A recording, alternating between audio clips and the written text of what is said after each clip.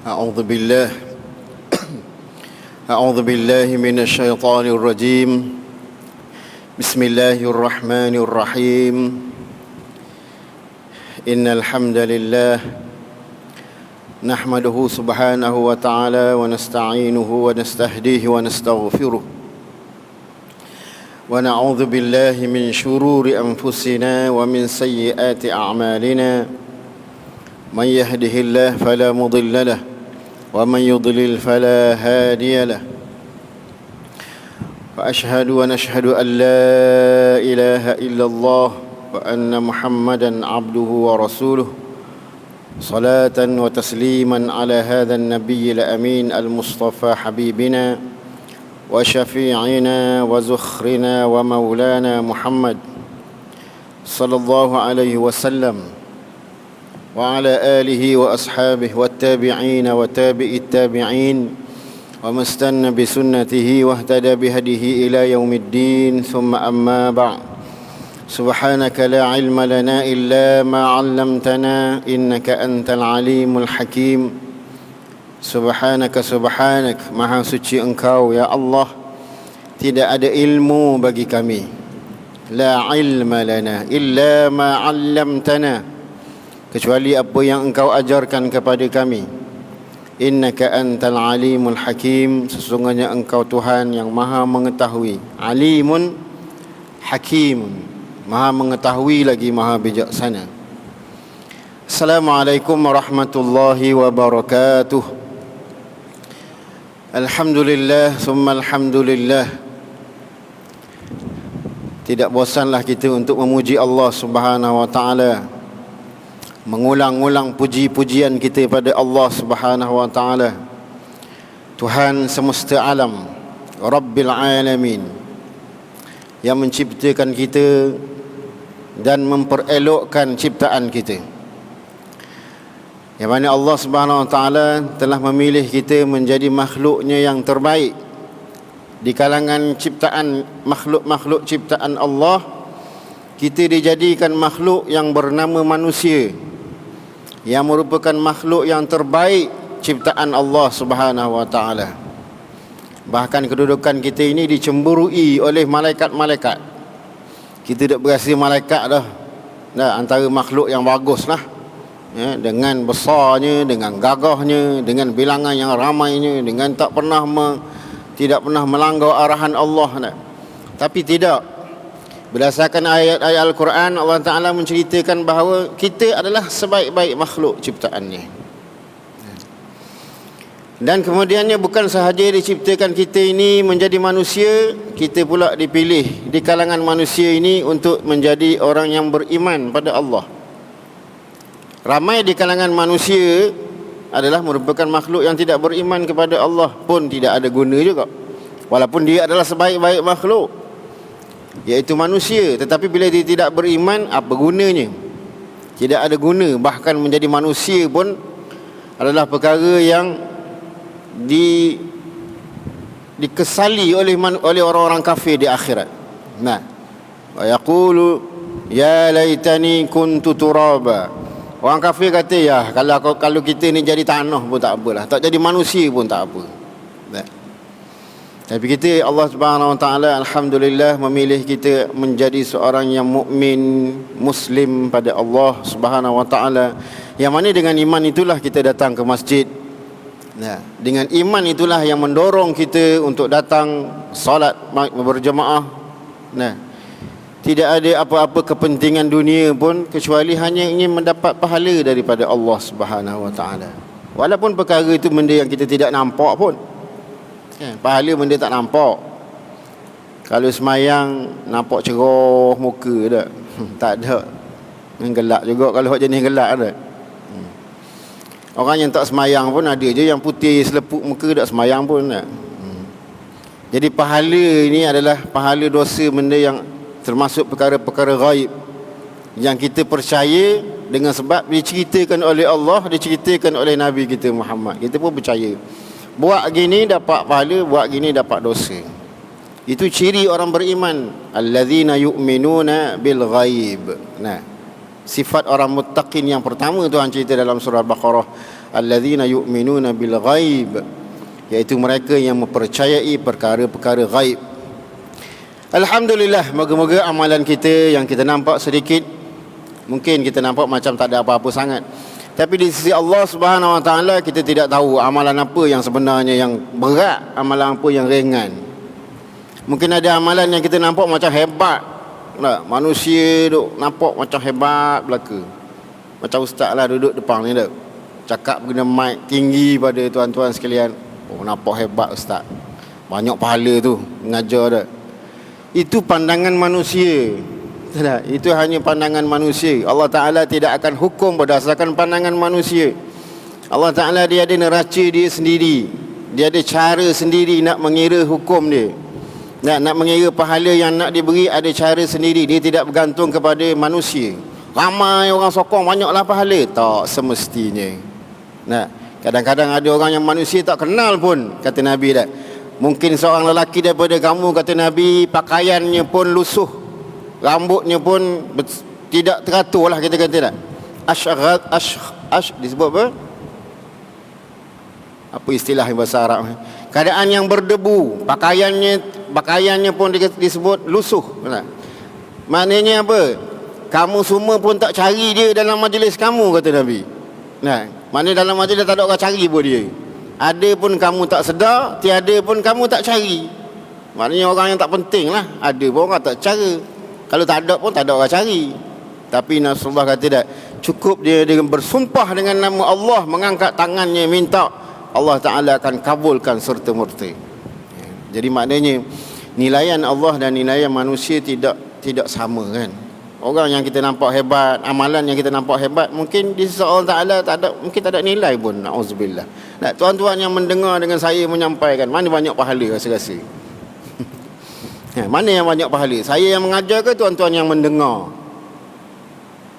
Mungkin kita kata nampak hebat ustaz lah, cakap lah, orang yang dengar belaka.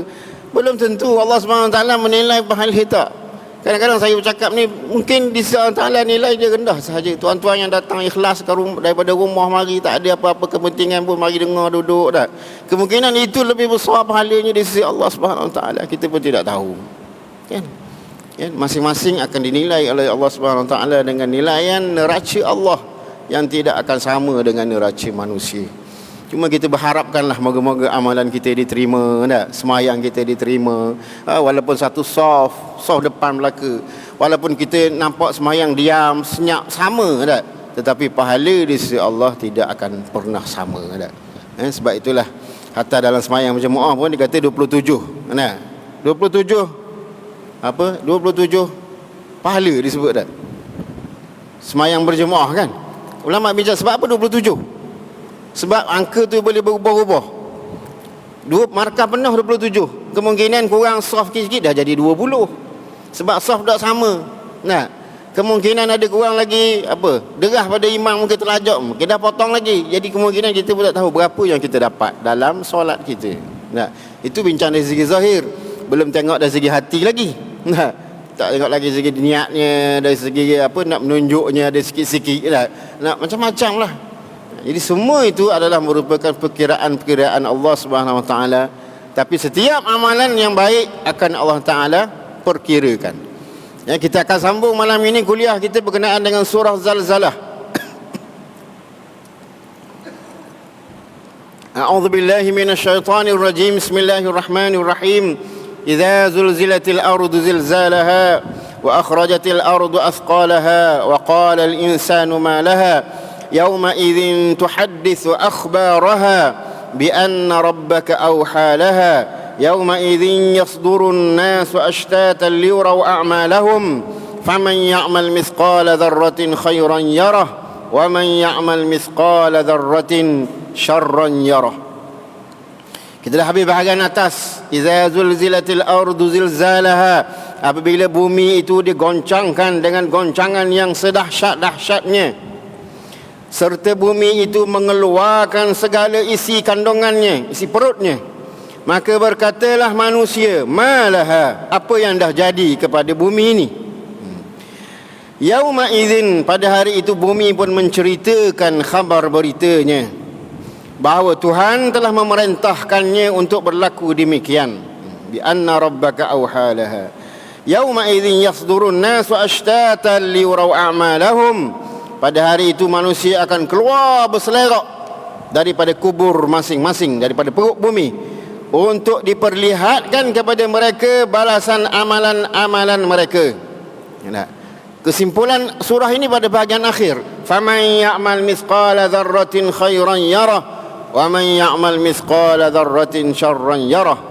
Barang siapa yang berbuat kebajikan walaupun sebesar zarah, maka akan dilihatnya dalam surat amalannya. Dan barang siapa yang berbuat kejahatan syarrun, maka juga akan diperlihatkan kepadanya dalam surat amalannya. Habis surah Zalzalah 8 ayat sahaja. Surah yang pendek. Kita semua pun hafal surah ni tak? Antara surah yang kita baca dalam solat kita. Kita dah sebut dah pada minggu lepas. Minggu lepas baru. Korek pula mari masjid ni. Rezeki jodoh tak? Minggu lepas kita dah sebut dah surah ini 1/4 daripada Al-Quran. Nabi kata Rubu'ul Quran. Ini gelaran Nabi kata. Surah ini suku lah istilahnya tak? 1/4 daripada Quran, suku daripada Quran. Surah Zalzalah. Ada 3 surah kan Nabi sebut kan? Surah Zalzalah, surah Al-Kafirun, dan surah An-Nasr, Iza Ja'a Nasrullah. 3 surah ni Nabi kata Rubu'ul Quran, 1/4 daripada Al-Quran. Adapun surah Al-Ikhlas, Qul huwallahu ahad, sulusul Quran, 1/3 daripada Al-Quran ni. Jadi surah Zalzalah ni surah yang ada specialnya lah, yang kita sepatutnya banyaklah baca, banyakkan baca tak? Dalam qiyam kita ke, tak tahu nak baca surah benda qiyamul lail ni tak? Nak baca panjang-panjang dah tak ingat. Bacalah surah Zalzalah, bacalah surah Al-Kafirun kalau sempat. Okey, jadi topik surah ini seperti yang kita dah cerita tentang hari kiamat. Nama pun surah Zalzalah. Zalzalah maksud dia bergoncang. Di bahasa Arab ni bila perkataan tu dia ulang-ulang menunjukkan benda tu berterusan. Macam sebut was-was. Mari rasa apa? Rasa tak yakin dalam hati kan? Mari pula. Itu was-was disebut 2 kali. Ini pun sama, zilzal, zalzal. Mana apa? Goncang, kemudiannya goncang, kemudiannya bergoncang. Kemudian bila Allah Taala sebut zilzalah, iza zulzilati, bila bergoncang bumi, ardu zilzalah, goncangan yang sesungguh. Lagilah mana yang menunjukkan bergoncangnya akhir ini dah tak sama dengan goncang yang sebelum ini, iaitu bumi sudah pergi kepada hari kiamat. Apabila berlaku goncangan yang paling besar pada bumi ini yang tidak pernah berlaku goncangan sebegitu, berterusan terus sampai hancur keseluruhannya, tidak ada lagi makhluk yang hidup di atas muka bumi. Disebut dalam hadis macam mana malaikat Israel akan mencabut semua nyawa. Termasuklah akhir sekali mencabut nyawa diri dia sendiri. Malaikat Israel mencabut nyawa diri dia sendiri. Tinggallah Allah Subhanahu wa taala saja di hari kiamat. Lalu Allah Taala menyeru dah, limanil mulkul yaum, pada siapakah kerajaan pada hari ini? Lillahil wahidil qahhar. Allah Taala sendiri yang menjawab, sebab tidak ada makhluk lagi yang hidup pada hari tersebut. Kerajaan hanyalah milik Allah. Lillahil wahidil qahhar. Hanya untuk Allah sahaja kerajaan ini, yang Maha Esa, yang Maha Berkuasa. Qahhar, yang Maha Gagah. Jadi itu peristiwa akhir zaman yang kita tak boleh nak ceritakan dengan gambaran-gambaran yang bolehlah dilukiskan. Al-Quran pun menggambarkan kepada kita. Macam ni disebut dah. Wa akhrajatil ardu asqalaha, bumi memuntahkan isi perutnya. Kita boleh bayangkanlah pada hari tersebut. Tapi macam mana kita nak bayangkan benda yang belum berlaku? Tak boleh tak? Mungkin kita boleh bayang apa yang berlaku di Indonesia. Kalau tuan-tuan ingat tak, tahun lepas kan? Tahun lepas tak? Peristiwa Palu tu kan, macam mana isi perut keluar, bergulung-gulung, membawa habis, sapu habis rumah-rumah orang tak? Dekat Palu. Kita tengok dalam video saja gambaran. Kiamat jauh lebih dahsyat daripada itu. Wa taran nasa sukara wa ma hum bisukara. Kamu akan lihat manusia ini terhoyong-hayang macam orang mabuk, sedangkan mereka tidak mabuk, kata Allah Taala. Walakinna azaballahi syadid, tapi azab Allah yang terlalu keras pada hari tersebut sehingga manusia bergoyang, berjalan macam orang mabuk. Dan yang paling kritis disebut, seorang mak akan lupa bayi yang dikandungkan. Habislah. Atas dunia ini, kasih sayang yang paling hebat sekali manusia adalah kasih seorang mak kepada anak di dalam kandungannya. Jadi pada hari kiamat disebut, mak pun lupa pada anak yang dikandungnya. Maknanya kedahsyatan hari kiamat itu tak boleh nak kita gambarkan. Wa qala al-insanu ma laha, dan berkatalah manusia, apa benda yang berlaku ni kepada bumi ni sampai keluar habis isi perutnya. Manusia keluar habis semua makhluk daripada dalam yang dikandung selama ini. Yauma idzin tuhadditsu akhbaraha, pada hari tersebut. Hari apa? Hari kiamat. Yauma idzin, hari yang berkenaan, hari tersebut. Tuhadditsu akhbaraha, bumi akan bercerita tentang kisahnya. Yang disebut dalam hadis, kisah apa yang bumi cerita? Kisah tentang apa yang berlakulah, yang dia menjadi saksi kepadanya. Allah disebut dalam hadis Nabi SAW, bila Nabi baca yauma idzin tuhadditsu akhbaraha, qala atadru ma akhbaraha, qalu Allah wa rasuluhu a'lam, qala fa inna akhbaraha an tashhada ala kulli 'abdin aw ummatin bima 'amila 'ala dhahriha, an taqulu 'amala kadha wa kadha yaumun kadha wa kadha, qala fa hadhihi akhbaruha. Hadis ini Nabi ceritakan apa maksud akhbaruha. Bumi bercerita, dia kata. Hari kiamat bumi akan bercerita. Kebanyakan ulama kata bercerita maksudnya apa? Bumi bercakap. Pada hari kiamat bumi pun boleh bercakap. Nah, sebelum ni kita dengar tangan bercakap, mulut mata bercakap, kaki bercakap kan. Tapi ulama bila baca ayat ni, kebanyakan ulama tafsir kata bumi pun akan bersuara pada hari tersebut. Dalam hadis ini bila Nabi tanya para sahabat, kamu tahu tak apa dia kisah yang diceritakan oleh bumi pada hari kiamat? Maka sahabat pun jawab, Allah dan Rasul sahaja yang tahu. Maka Nabi kata, fa in akhbaraha, sesungguhnya kisah yang diceritakan, apa yang bumi ceritakan pada hari itu adalah persaksian kepada setiap hambanya, kepada setiap kelompok manusia, dengan apa yang dia kerjakan di atas bumi ini. Ini pun satu benda psikologi dah. Untuk kita tanam pada anak-anak kita pun bagus. Tanam anak kita. Biasa kita tabur anak kita jangan buat jahat, nanti malaikat nampak. Biasa kita cerita gitulah. Nanti malaikat tahu, malaikat tulis. Allah nampak, Allah tulis. Masalah sikit kat situ, malaikat ni tak boleh dilihat. Anak kita tak ada pun malaikat. Anak saya jawab gitu, tak ada pun malaikat. Tapi mana tak ada pun, tak nampak pun kan. Sebab budak dia fikir logik dah. Satu benda yang kita boleh tambah itulah, seperti mana dalam ayat ini. Bukan malaikat saja yang akan jadi saksi ni. Kayu keliling kita ni pun, semen ini itu pun akan jadi saksi. Kain yang kita pegang, baju yang kita pakai pun akan jadi saksi. Bumi keseluruhannya akan jadi saksi di depan Allah Subhanahu Wa Taala. Walaupun dia sekarang ni dia tak boleh bercakap tapi bila duduk seorang-seorang tanam anak kita, keliling kita itu semua akan bercakap di depan Allah Taala, menjadi saksi apa yang kita buat. Ajar pada anak-anak kita ni, akidah ni bukan senang nak mengajar dah. Nak mengajar anak tentang Allah melihat kita bukan mudah. Kita boleh sebut tapi belum tentu tertanam di dalam hati. Yang kita nak dia tanam dalam hati dia, bahawa Tuhan nampak dia. Sebab tu dia semayang, sebab takut ke Tuhan dah. Jadi satu perkara yang memang susah untuk diajar. Bukan kata anak dah, ayah pun kadang-kadang payah. Kita pun kadang-kadang payah nak mengasihi Allah Ta'ala melihat kita dah. Ada tangan-tangan lalai tu tak berasa pun mungkin, tak teringat pun bila buat dosa maksiat dah, seolah-olah Allah Ta'ala tidak melihat kita pun. Jadi perasaan itu adalah satu akidah yang susah untuk ditanam, tapi perlu ditanamkan.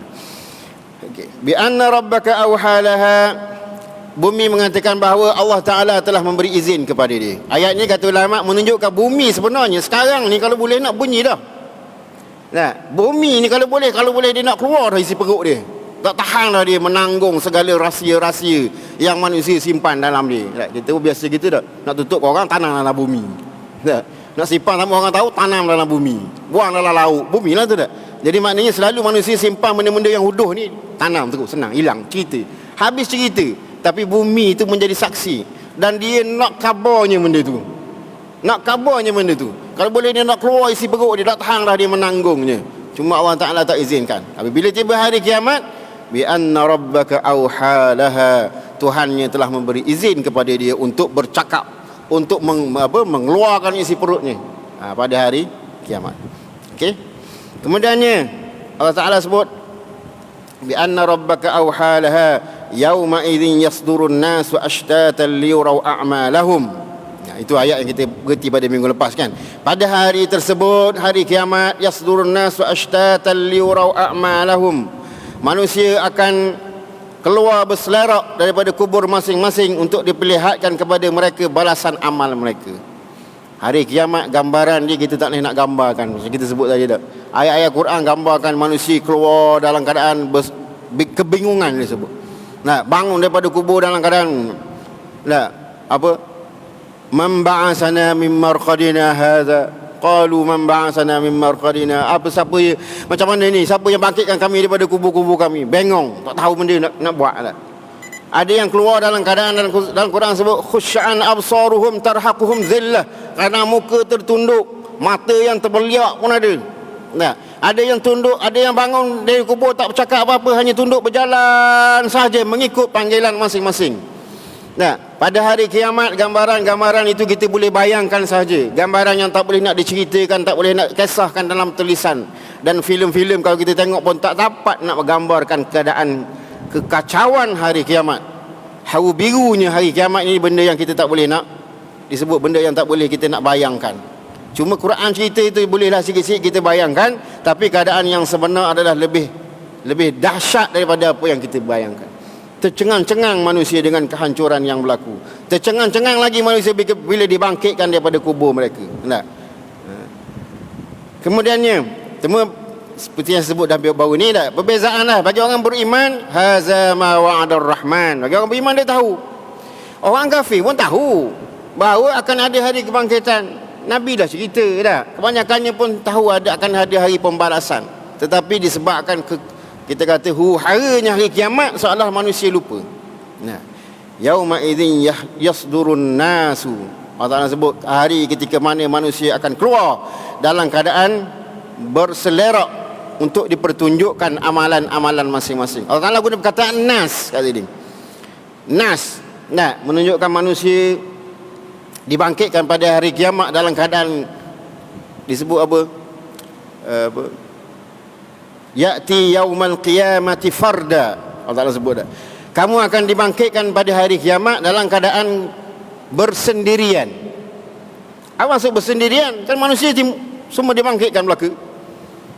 Nah, perkumpulan terbesar manusia adalah pada hari kiamat, yaumul mahsyar. Semua manusia dibangkitkan daripada seawal-awalnya Nabi Adam sampai seakhir-akhir manusia yang mati pada hari kiamat.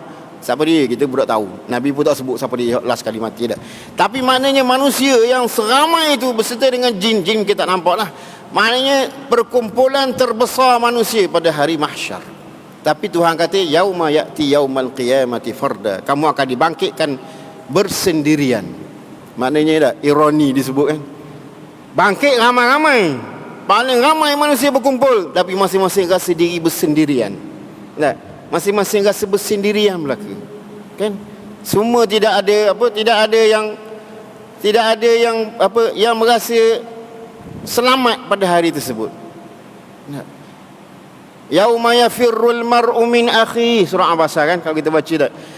Yauma yafirrul mar'u min akhi wa ummihi wa abihi. Manusia pada hari itu bangun dan lari daripada saudara-saudaranya, lari daripada maknya, daripada ayahnya. Nah, wa ummihi wa abihi wa sahibatihi wa banihi, dan daripada pasangan dia pun, dan daripada anak-anaknya pun. Maknanya manusia dalam keadaan apa? Masing-masing sendirian mereka. Nafsi-nafsi, bawa hak masing-masing. Masing-masing rasa takut pada hari tersebut tak, selamat ke tak selamat ni aku ni tak. Masing-masing mikir selamat ke tak selamat. Tidak ada lagi kira-mengira apa hala berhala. Atas dunia boleh lah hala berhala lah tak? Di akhirat nanti semua akan menuntut belaka. Semua akan menuntut. Duit 10% pun kira hutang nak minta pada hari kiamat. Atas dunia ni boleh lah hala berhala tak. Hatta anak dengan mak pun akan bermusuh jika sekiranya yang tidak beriman tak. Anak akan menuntut, ya Allah ini ayah aku ni dia rajin pergi masjid ni ya Allah. Tiap-tiap malam pergi masjid Pekalan Pandang. Tak tahulah siapa-siapa tak, contoh. Ya, contoh. Tiap-tiap hari dia pergi masjid ya Allah, tapi aku tak pernah pun dia ajak. Ajak pun ajak gitu je. Ini ya Allah ayah aku, mak aku dia orang yang beriman, pakai piyah, mak pakai tudung. Tapi aku ni tak pakai tudung, mak aku tak suruh pun. Suruh gitu-gitu je, tapi aku tak pakai tudung, tak ada apa-apa pun. Semua akan menuntut di depan Allah Ta'ala. Jangan main tuan-tuan ni. Amanah-amanah yang kita ada atas dunia ni semua akan dipersoalkan. Hatta anak kita yang kita sayang pun akan minta, ya Allah, dia nak masuk syurga, ya Allah, ni ayah aku tunggu dulu, ya Allah, dialah yang tidak mendidik aku, dialah yang tidak bersungguh menyuruh aku solat, sehingga aku tak solat, jadi orang yang tak solat. Ya Allah, aku nak sikit pahala dia, mari sini. Nah, aku pun nak selamat juga, mari pahala dia bagi kat aku. Kita pahala dah lah tak banyak dah, bagi pula korang dah. Jadi gambaran hari kiamat begitu. Anak akan menuntut dengan ayah, ayah pun akan menuntut dengan mak, anak pun sama juga. Masing-masing menuntut dengan Allah Subhanahu Wa Taala, minta supaya selamat. Masing-masing fikir nak selamat. Nah, kalau boleh yaftadi min azabi yauma idzin bibani. Dalam Quran manusia sebut dah. Disebut Allah Taala kata manusia akan cuba apa? Istilah apa? Yaftadi. Kalau boleh mana dia suruh anak dia untuk dia masuk syurga. Menggadaikan istilahnya tak? Ya Allah, apa anak aku masuk neraka tak apalah, bagi aku masuk syurga. Kalau boleh. Nah, kalau boleh harta kau pun ambil, ya Allah, harta dia aku tambah belakang harta, aku nak masuk syurga. Nah, segala benda yang dia miliki atas dunia dia nak serah pada Tuhan. Kalau boleh dia nak beli syurga tu dengan Allah Subhanahu Wa Taala. Itu gambaran pada hari kiamat. Dan kesimpulan surah ni yang akhir, faman ya'mal misqala dzarratin khairan yarah. Fa tu maknanya maka. Nah, maknanya kesimpulan kepada surah ini, selepas Allah Ta'ala sebut cerita tentang kiamat, yang mungkin dalam surah-surah yang lain gambarannya lebih dahsyatlah daripada sekadar surah ini, cerita tentang manusia yang terkeluar daripada bumi, yang dalam keadaan berselerak, tak tahu kala dah. Ada yang keluar dalam keadaan tak tahu nak pergi ke mana pun ada juga. Disebut 40 tahun duduk bertolak-tolak je nak pergi mana ni, tak tahu gimana, ramah-ramah bertolak, gerimahnya dengan peluh, dengan busuknya, dengan apa dah. Sampai yang tak berpakaian pun semua tak berpakaian. Tapi tak ada masa dah nak tengok orang lain, semua debar dalam hati ni. Selamat aku tak selamat aku, ya Allah, selamat. Bertolak 40 tahun, setengah ulama kata tak, 40 tahun tak tahu nak pergi ke mana. Lepas tu nak pergi ke mana kita ni, tak tahu nak pergi ke mana. Cari Nabi. Carilah manusia, cari Nabi Adam, cari Nabi Isa, cari Nabi Musa, minta tolong tak. Cari Nabi Ibrahim, semua Nabi jawab, aku tak boleh tolong. Hari ni aku tak boleh tolong. Hari ini adalah milik Allah Subhanahu Wa Taala, dia yang akan menentukan segala-galanya. Nah, sampailah kepada Nabi Muhammad sallallahu alaihi wasallam, barulah Nabi mengangkat tangan minta daripada Allah Subhanahu Wa Taala. Barulah Allah Taala pun mulakan perkiraan hisab. Baru nak start kira. Dah berapa juta manusia masa tu, nak start seorang-seorang kira. Bayangkan siapa yang duduk dalam keadaan yang susah dengan peluh, dengan bau tu tak, meranalah dia nak tunggu sampai giliran dia nak ditimbang.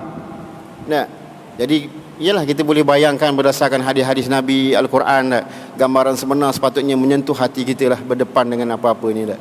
Maka Tuhan kata faman ya'mal mithqala dzarratin khairan yarah. Maka siapa yang beramal di dunia misqala dzarratin, walaupun kebaikan sebesar zarah. Zarah ni bahasa Melayu pun sebut zarah juga ada. Zarah ni istilah bahasa Arab. Zarah ni maksudnya benda yang paling kecil. Yalah, orang Arab dulu kalau tengok dalam kamus, zarah ni ada yang diterjemahkan sebagai telur semut. Ada ke? Sebut telur semut, Arab panggil zarah juga. Sebab mungkin hak tu paling kecil lah zaman tu, boleh tengok kau. Nah, sekarang ni manusia dah jumpa yang lebih kecil lagi pun dia nama zarah. Zarah juga merujuk kepada, kalau tengok dalam kamus, merujuk kepada debu-debu yang berterbangan ni. Debu-debu yang kita boleh nampak lagi sekali-sekali. Saya sekali nampak, saya tak nampak tak, sebab halus sangat. Debu yang berterbangan pun disebut zarah juga. Nah, sekarang ni manusia kaji lagi, rupanya ada yang lebih kecil lagi, atom dipanggil. Atom ni manusia tak nampak pun, mata kita tak nampak, hanya boleh dilihat dengan apa? Kanta. Mikroskop dia dipanggil. Mikroskop ni. Dengan guna kanta yang paling besar baru boleh nampak atom yang kecil halus. Itu pun diistilahkan bahasa Arab dengan zarah juga. Jadi nak ceritanya Tuhan sebut dah, siapa yang berbuat kebaikan walaupun sebesar zarah, yarah. Man ya'mal mithqala dzarratin khairan yarah. Siapa yang buat kebaikan walaupun sebesar zarah, akan diperlihatkan amalannya. Satu lama pengajaran yang boleh ambil daripada ayat ini apa? Satunya nak ceritanya bahawa supaya kita memberi semangat kepada kita untuk beramal, walaupun benda-benda yang kecil sekalipun. Dalam hadis Nabi kata wala yahqiranna minal ma'rufi syai'an, jangan kamu remehkan benda-benda yang baik. Walaupun sekadar kamu jumpa dengan saudara kamu dengan muka yang ceria, walaupun kamu jumpa dengan sahabat kamu dengan muka yang ceria saja, kata Nabi, senyum sahaja, itu pun dah dikira satu kebaikan di sisi Allah. Jangan kamu remehkan. Maknanya jangan kata, alah senyum je, apa benda sangat senyum tak luar apa pun. Senyum akak mulut kita je jadi senyum, tak ada luar apa-apa pun. Tapi itu pun Nabi kata amalan baik yang akan ditimbang di hari akhirat. Tak? Jadi kalau sebesar zarah tu amalan paling kecil sekali lah. Tak? Jangan kita meremehkan kebaikan. Ini pun satu benda kena belajar juga kan. Kita ni kata ulama, jangan kita remehkan. Jangan kita kata kalau orang buat baik, kita kata buat baik je lah. Nah, ini satu benda juga. Kadang-kadang kita suka, alah berlakon je tu. Nah, kita suka judge orang, kita suka menghukum orang. Benda yang kita tak nampak jangan kita hukum. Benda dalam hati serah pada Allah Ta'ala lah. Dia buat benda baik, zahirnya baik, baiklah itu. Walaupun 4 tahun sekali je. 4 tahun sekali nampak buat baik. Ada. Tapi kita tak boleh kata, alah ni sebenarnya berlakon je, cek je besar tunjuk 2,000 bagi ke masjid. Tak boleh. Jangan keluar daripada mulut kita meremehkan kebaikan manusia. Jangan. Tapi janganlah jadi naif sangat, kena tipu semua. 4 kali setahun kena tipu, 4 kali setahun kena tipu orang. Janganlah jadi naif disebut dah. Janganlah kita mudah sangat kena tipu orang. Jadilah orang yang cerdik. Tapi pada masa yang sama, jangan keluar daripada mulut kita ini meremehkan manusia lain, ataupun disebut juga menghukum niat orang. Tak? Disebut dalam satu hadis Nabi, cukup seorang itu dianggap berbuat jahat apabila dia menghukum niat seseorang. Niat ni benda tak nampak, benda dalam hati tak? Benda dalam hati mana kita tahu. Walaupun zahir nampak adalah tanda-tanda dia itu tak ikhlas, tapi kita tetap tidak tahu benda dalam hati manusia. Jangan kita hukum, dia ni sebenarnya berlakon je, bukannya itu sangat tu. Mana? Dia ni teruk sebenarnya saja je nak nunjuk-nunjuk. Kita dah menghukum niat manusia. Kita sendiri membuat keburukan. Jangan hukum niat orang. Tak? Jangan hukum niat manusia. Okey, jadi macam tadi juga, jangan kita meremeh-remehkan kebaikan yang dibuat oleh manusia. Selagi mana dia baik, baiklah. Adapun dia menipu, dia apa, itu serah pada Allah Subhanahu Wa Taala sajalah. Bukan kerja kita nak menghukum niat orang, ni baik, ni bagus, ni tak ada. Bukan kerja kita. Nah.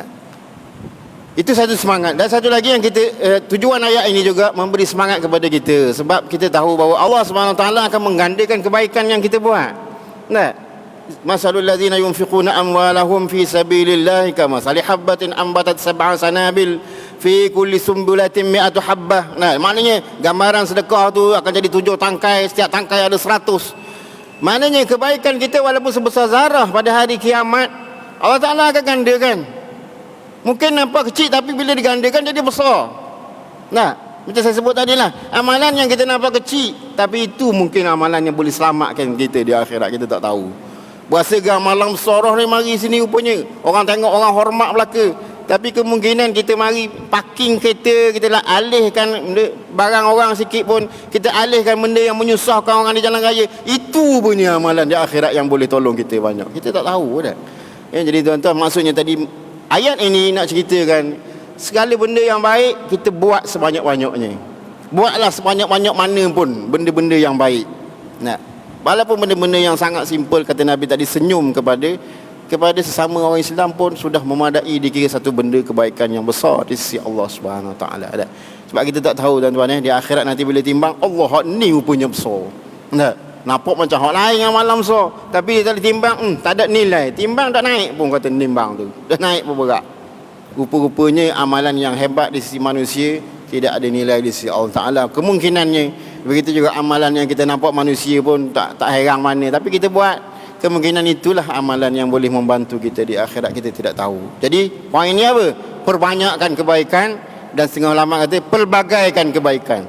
Jangan buat benda sama je. Hari-hari jangan buat benda sama je. Kalau mari masjid, tiang tu lah dia duduk, contohnya tak.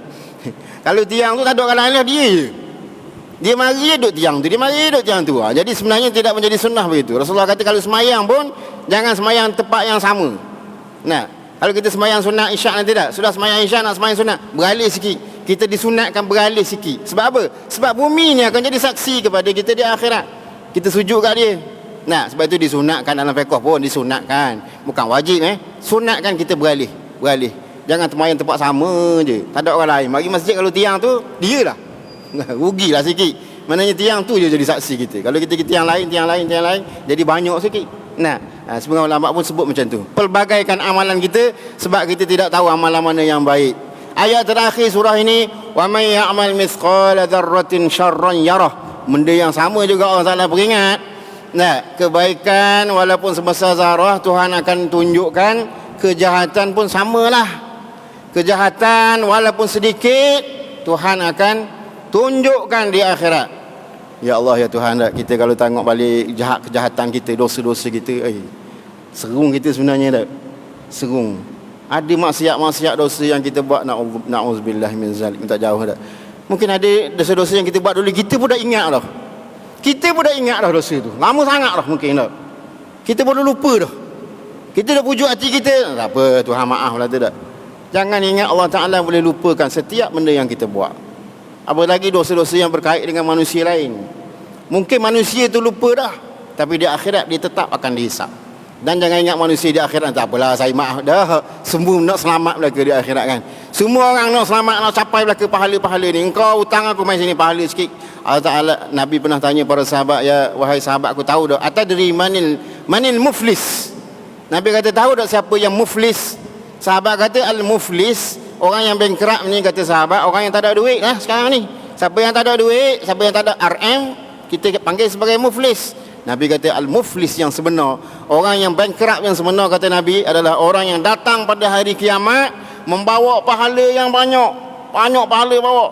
Nah, tiba-tiba nak masuk syurga dah, tiba-tiba ramai orang manusia lain menuntut hak daripada dia. Oh, kau ada hutang dengan aku, kau ada buat jahat ke aku dulu, kau ada mengumpat aku, kau ada WhatsApp dalam hantar forward message WhatsApp yang menghina aku, menghina anak aku. Semua akan menuntut. Jadi dia pun terpaksa bagi pahala dia kepada orang. Nabi kata, serahkan pahala dia, serah, habis pahala.